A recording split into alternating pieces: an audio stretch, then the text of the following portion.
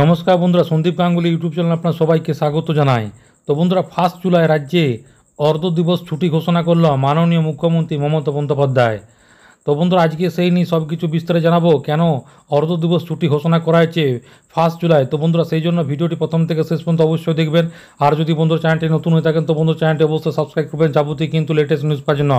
তো বন্ধুরা, রাজ্যের প্রাক্তন মুখ্যমন্ত্রী ডক্টর বিধানচন্দ্র রায়ের জন্মদিন দিবস ও ডক্টরস ডে উপলক্ষে 1 জুলাই রাজ্যে অর্ধ দিবস ছুটি ঘোষণা নবান্ন তরফ থেকে নির্দেশিকা জারি করে এই ছুটি ঘোষণা করা হয়েছে।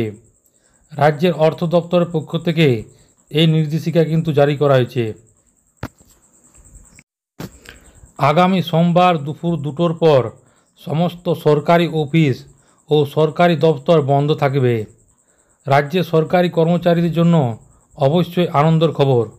বুধবার নবান্ন তরফ থেকে এই নির্দেশিকা জারি করা হয়। গত মাসেও একটি অর্থ দিবস ছুটি ঘোষণা করেছিল নবান্ন।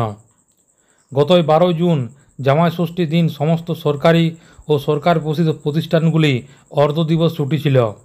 স্বাভাবিকভাবে সরকারি কর্মীদের মুখে চওড়া হাসি ফোটে। 1 মাসের মধ্যে ফির একটি অর্ধ দিবস ছুটি পাচ্ছে রাজ্যের সরকারি কর্মীরা।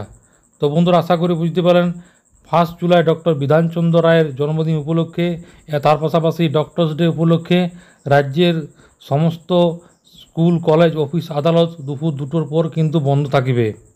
তো বন্ধুরা, এইটাই ছিল ছোট্ট একটি আপডেট। ভিডিওটা ভালো লাগে বন্ধুরা চ্যানেলটি অবশ্যই সাবস্ক্রাইব করবেন। মনে হয় যদি বন্ধুরা কোনো কোয়েশ্চেন থাকে তো বন্ধুরা কমেন্ট বক্সে কমেন্ট করতে পারেন, নিশ্চয়ই সাহায্য করার চেষ্টা করবো। পরবর্তীকালে নতুন কোনো ভিডিও দেখা হবে। ততক্ষণ বন্ধুরা সব ভালো থাকবেন, সুস্থ থাকবেন, সাবধান থাকবেন। সবাইকে অসংখ্য ধন্যবাদ।